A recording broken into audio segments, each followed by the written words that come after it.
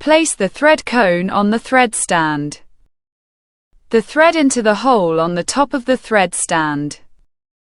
Thread into the hole on the thread guide on the top of the machine.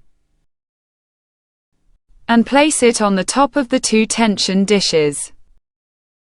Place the thread over the first hole on the next thread guard. And then place it on the top of the next hole. Thread into the right side of the thread tension. Then place it on the take-up spring. Next, thread guide. Then place the thread on the take-up lever. Place it on the thread guide on the bottom left side.